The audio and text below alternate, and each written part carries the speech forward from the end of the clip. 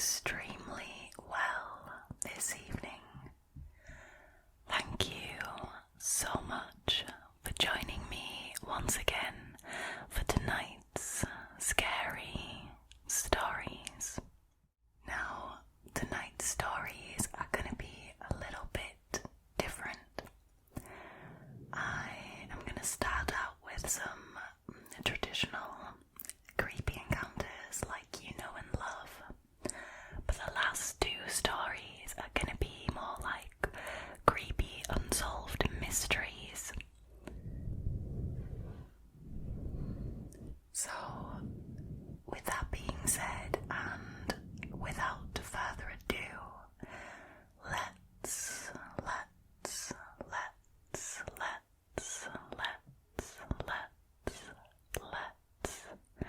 get into tonight's stories, shall we? Alrighty, so the first story was originally posted by a user called Reeps2984.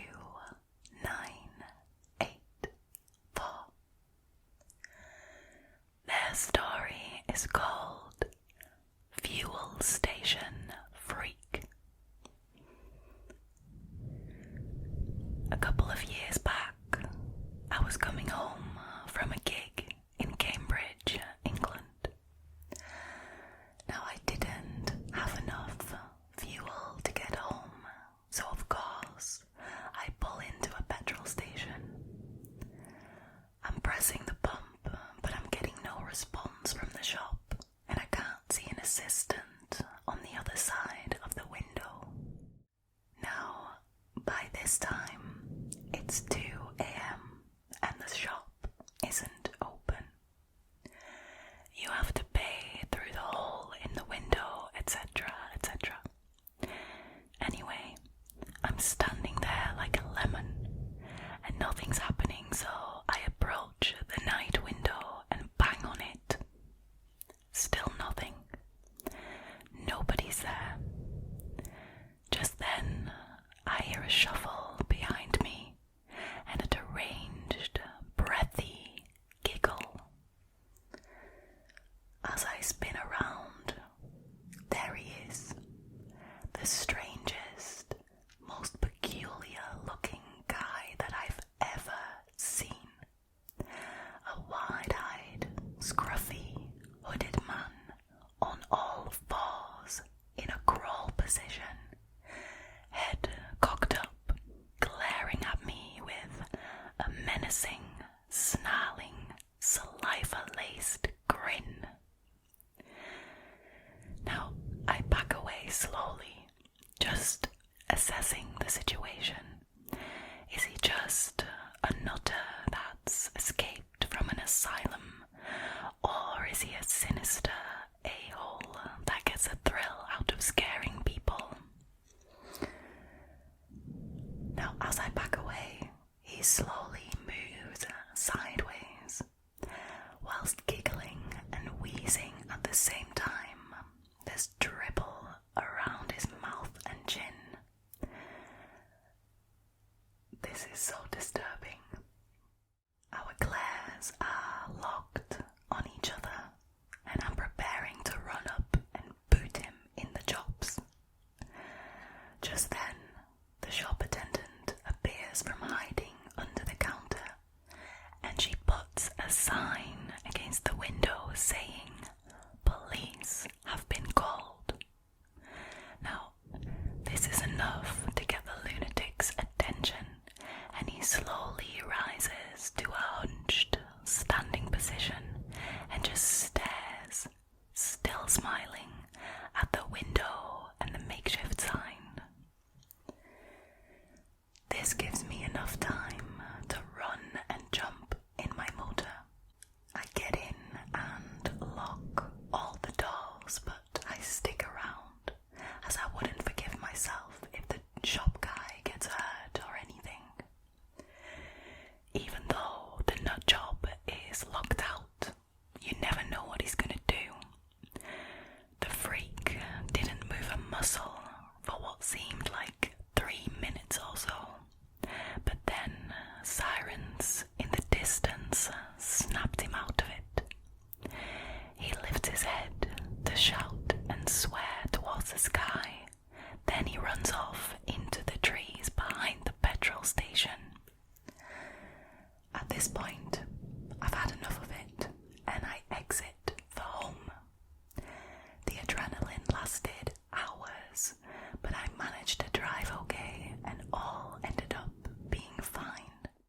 was just a man in a hoodie, acting like an absolute loon, probably under the influence of something.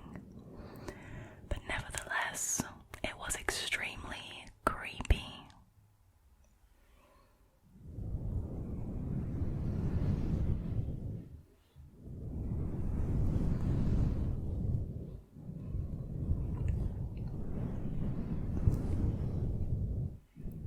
Wow, that was a story and a half. That must be actually terrifying, to be there for it and to witness it all.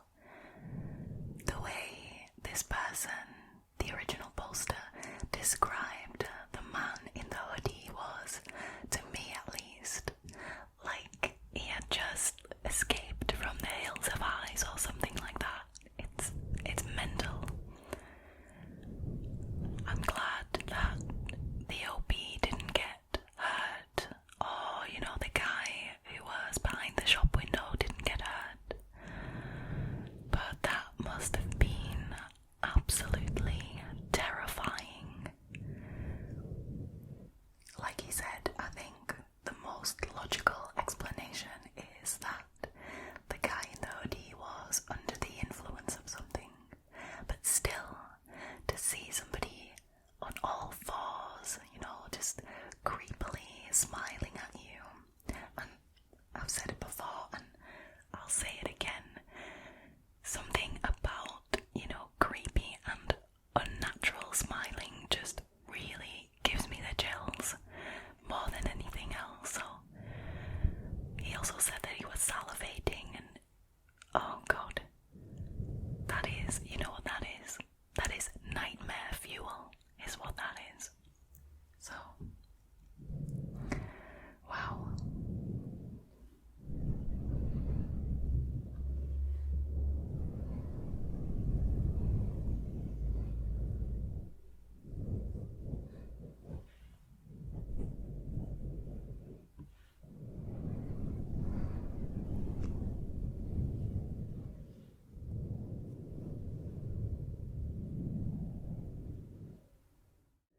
Alright, moving on to the second story of this evening. Now, this story was originally posted by a Reddit user called think_elderberry_115. Their story is called Old Woman Really Freaked Me Out at Swim Lessons with Toddler.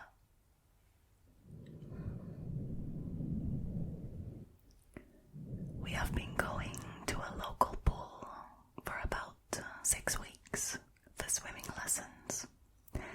This was the last week, and as soon as I had my son of 16 months dressed, an old lady who looks to be older than 70 walked in. She immediately, and almost before even turning the corner fully, said, "How old is he?" I love showing off my baby boy, but she was immediately creeping me out. She was standing less than a feet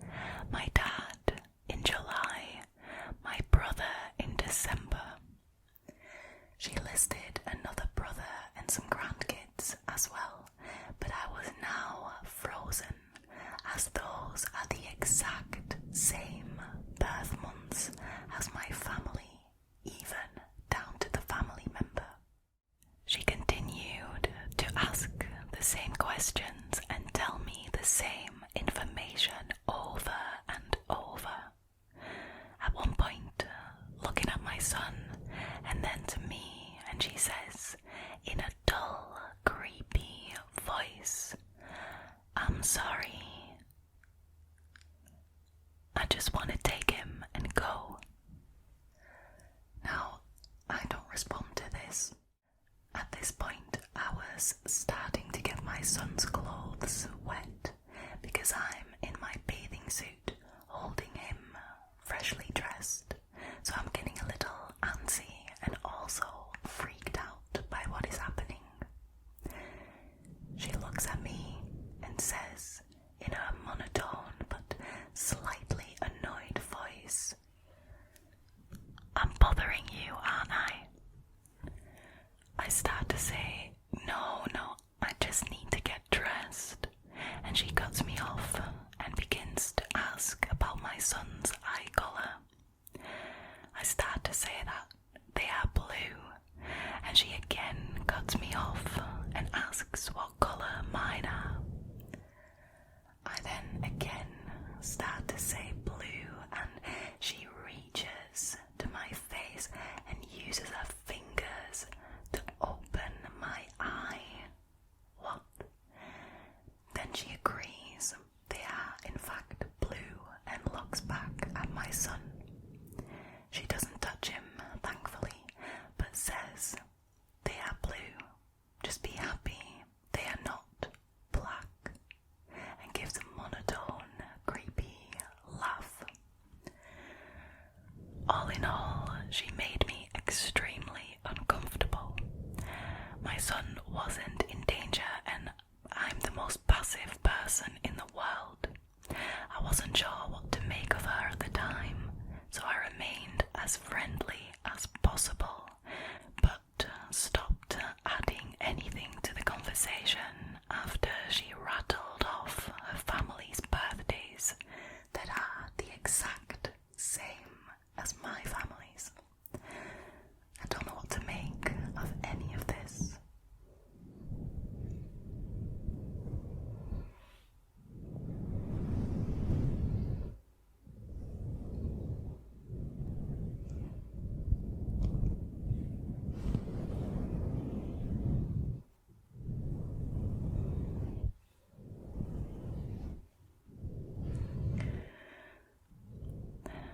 First of all, the audacity of people to approach strangers just solely because they have a cute baby on their arm. I mean, you gotta keep in mind that, some people, they come off kind of strong, but if you're then gonna start asking really weird questions and, being a really weird person in general, not really a great idea to just randomly ambush strangers. So, it's very strange that she knew all the family members' birthdays. It seems to me like a bit too much of a coincidence that, all her family members' birthdays just happen to be exactly the same as the original poster's family's birthdays. But how many coincidences are too many coincidences? We're going to talk about that later as well.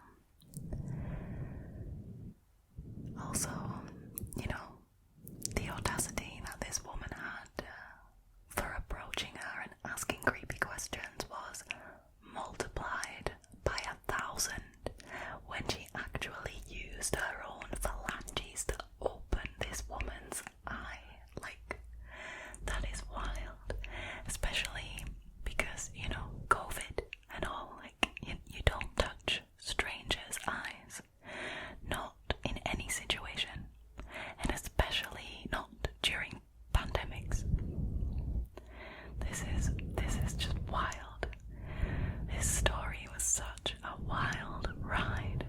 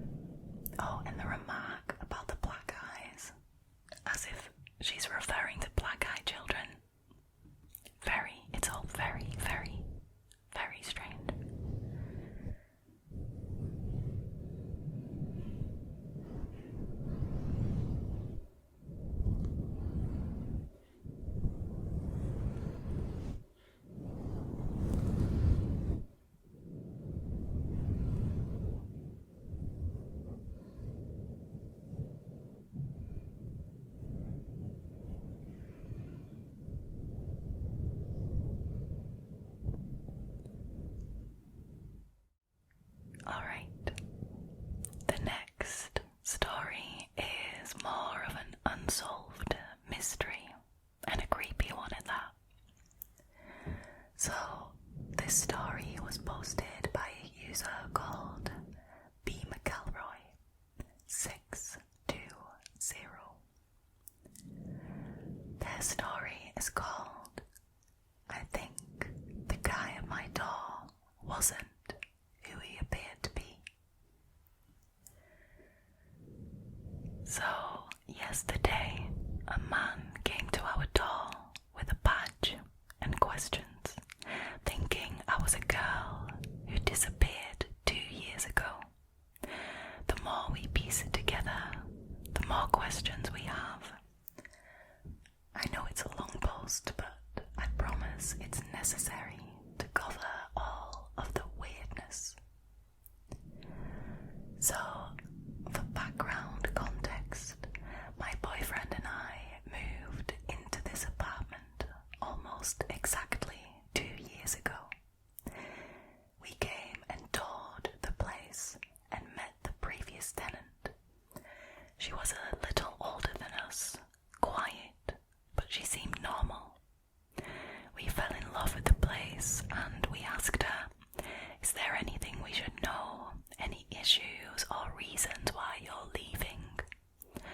She said, "No, I just unexpectedly came upon a very large sum of money from a car accident.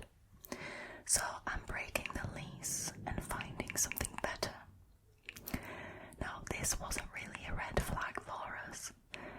At the time, we applied for the place, got approved, and we were set to move in the following month. We were so excited when we packed up all our stuff and drove to the city. But once we walked in, our jaws literally dropped. It looked like she never moved out. Furniture was scattered everywhere. Tables, chairs, clothes still in the closet. Food in the fridge and in the pantry. Now, the weirdest part was that the Christmas tree was still there, half set up, with just a handful of ornaments still on it, as if she had started to pack it up and decided she didn't have enough time.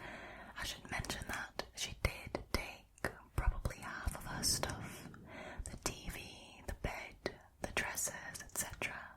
So I guess it's possible that she just decided she didn't care about the rest.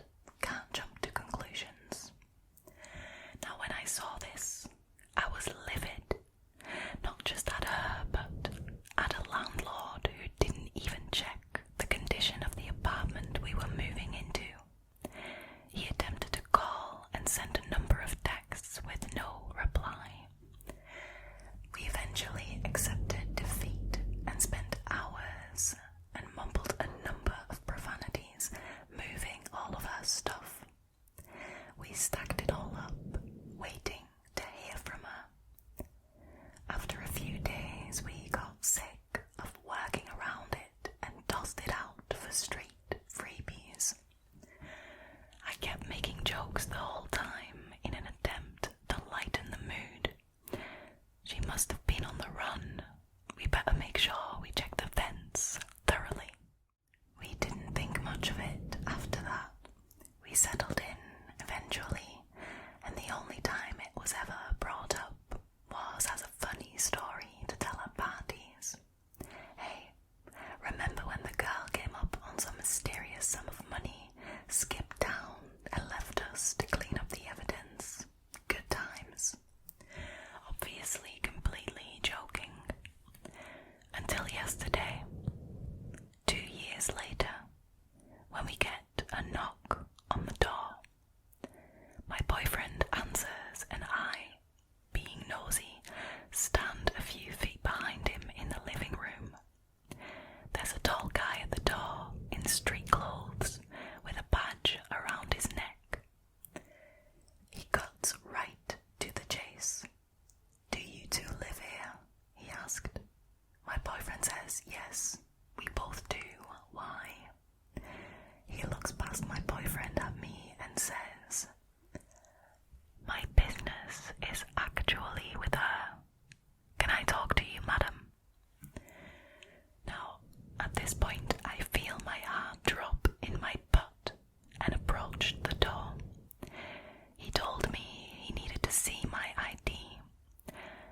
froze for a second and asked why, and he said, "I'm looking for the woman who lives here, and I need to confirm your identity." So I bring it, shaking, heart racing, because I can only assume this man is law enforcement. There must be a mistake. I didn't do anything wrong, did I? He glances at my ID, looks up at me and hands it back. "You're not," and then a name. Now I sighed, relieved, and laughed a little. I said, No, she's the previous tenant. She hasn't lived here for years." He doesn't smile, just kind of furrows his brow and asked, "Are you related to her?" I shook my head. "No, we only met once 2 years ago when we toured this place." He then asks, "So you haven't been in contact with her?"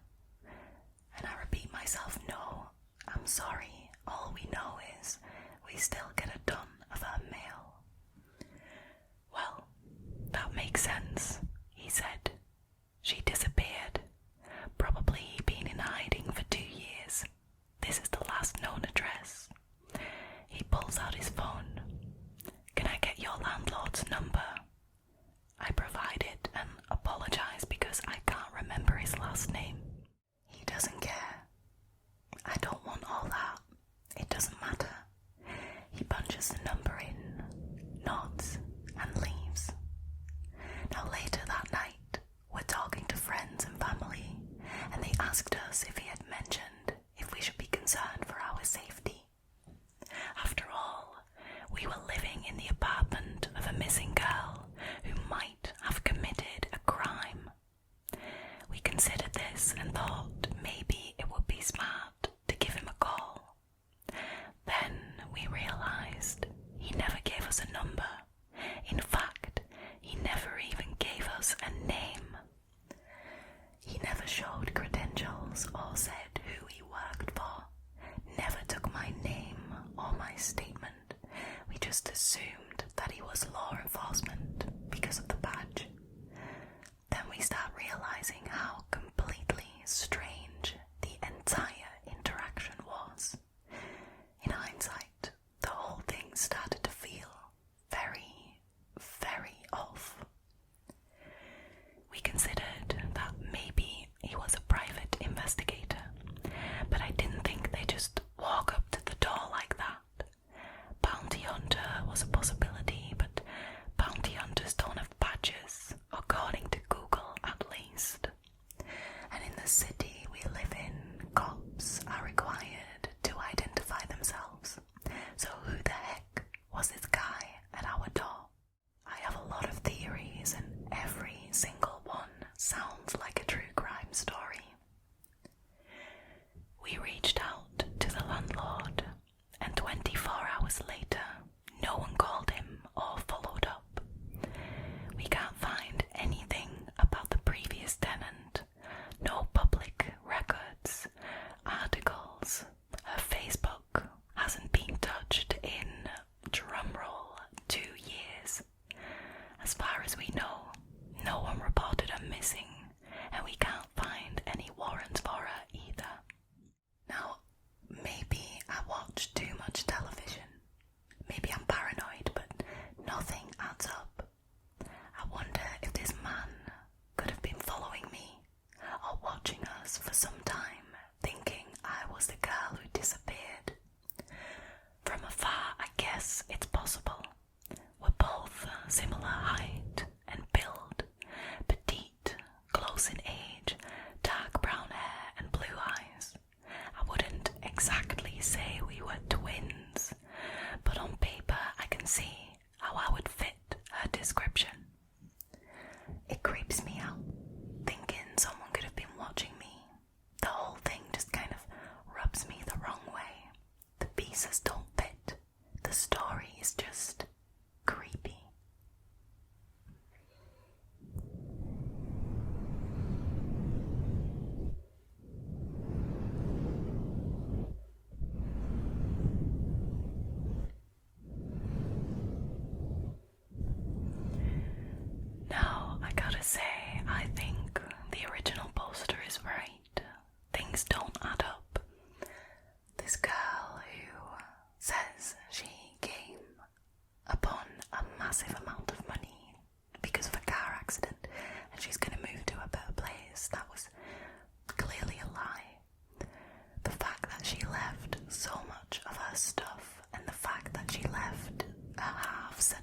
Christmas tree. It just indicates that she needed to rush, she needed to hurry, she needed to get away there as fast as possible. I also think that she might have packed up part of her stuff and just gotten out of there on the same day that the original poster and her boyfriend were approved to move into the apartment. It's definitely shady. Maybe she ran into trouble. Maybe she caused trouble for herself. Or maybe she was being harassed or stalked by somebody. Maybe even that guy who showed up at their door pretending to be a police officer. I mean, that's shady as hell. So I can only hope that wherever this girl is, that she's safe.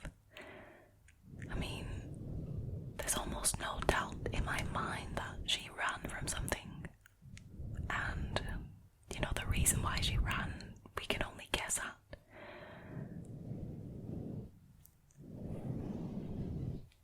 I am always likely to immediately jump to the worst case scenario. I listen to a lot of true crime, just like the original poster is saying, maybe I watch too much television. But the stuff that's going on here, I can't see having an innocent reason behind them. It's all very, very strange, and if I ever do receive an update, I will let you guys know.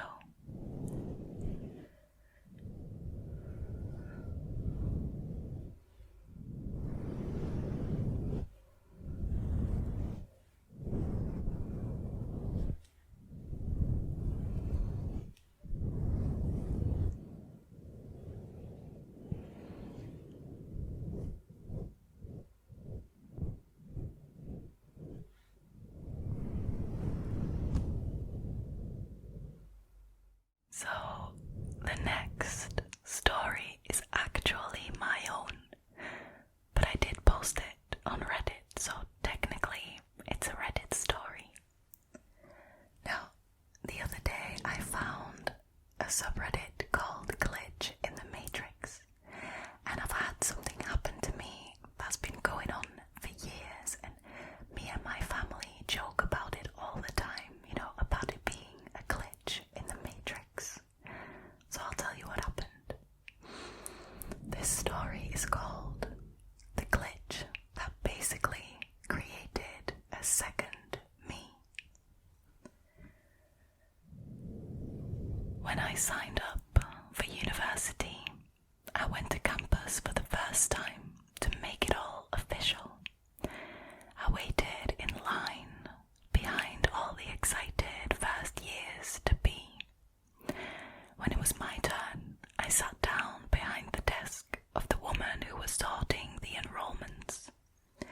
They asked for the usual information to get started: first name, last name, date of birth. After I'd given this woman all this information, she frowned and looked very confused. Miss, you can't be enrolled in the course because you've already signed up 3 days ago. Now, I was equally confused as she was. Excuse me, this must be an error. I definitely haven't. The woman looked back at her computer screen and once again confirmed my first name, my last name, and my date of birth. Nope. I'm afraid it's not an error. You've enrolled in a nursing program 3 days ago. I just sit there, completely baffled, start panicking slightly. I wasn't there to become a nurse. As you guys know, I wanted to become a teacher. Now this woman turns her computer screen to me and goes, "See, photo and everything." Now when I see the photo on the screen, I'm even more confused. That girl looks nothing like me. She's got completely different features and, well, she's a blonde and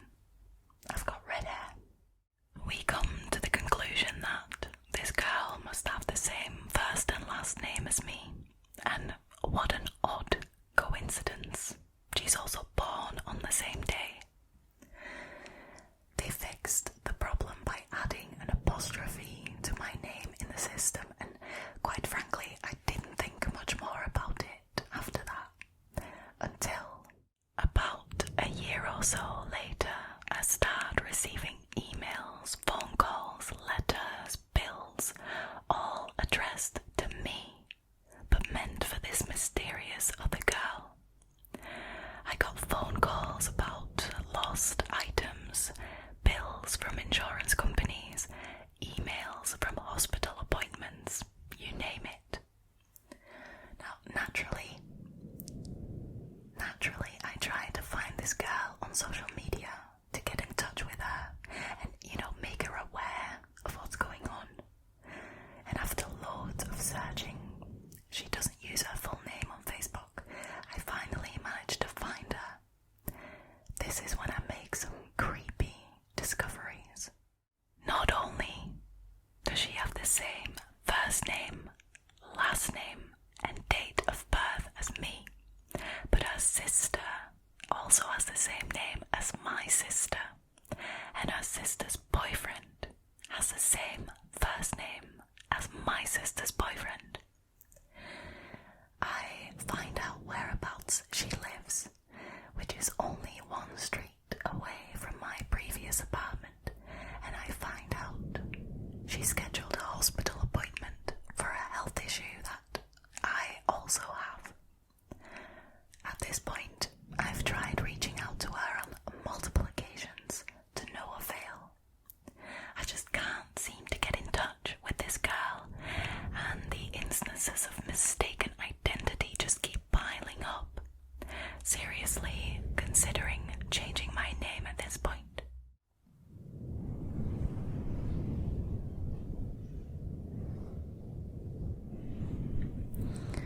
So,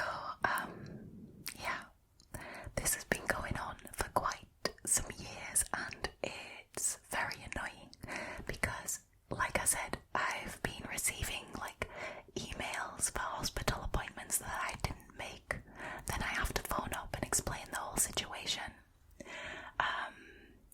We also got a bill from an insurance company, and funnily enough, it's the exact same insurance company that I also use. I've had phone calls about my wallet being lost, stuff like that. There's just been so many cases where our identities were mistaken. Now, a lot of people in the comments on Reddit have been pointing out to me that this sounds like identity theft, but I doubt it because, like I said, it's been going on for years, and I've never, had any fraudulent payments on my credit cards or, my bank accounts. It's always just been documents that are meant for her I'm receiving and stuff like that, but it's really difficult because, up until now the mistakes have been quite minor, but what if, there's a huge up in this whole situation in the future, I'm gonna be absolutely buggered. I also found out on her Facebook, it had a picture of her diploma on there, and I found out she does have a different place of birth. So I think that makes it a lot more unlikely that this is a case of identity theft. So it's just very strange. It is all so coincidental that I'm just wondering, what are the odds of all of these coincidences happening all at once to the same person? It's it's been stressing me out. Like I said, I'm scared for something serious happening with mistaken identity with me and this girl, and so I've been seriously considering changing my last name. I don't know, what do you guys think? What do you guys think I should do? All I know is I am absolutely sick of it. I am also quite frustrated that I've sent her messages on multiple occasions and she's just been ignoring my messages, so I can't reach out to her. I don't know if she experiences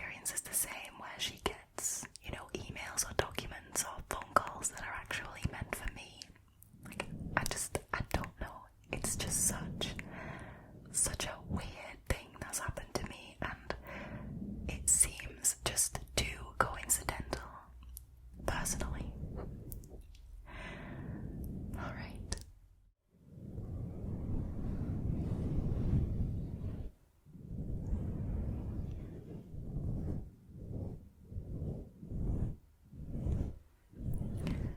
Those were tonight's scary stories.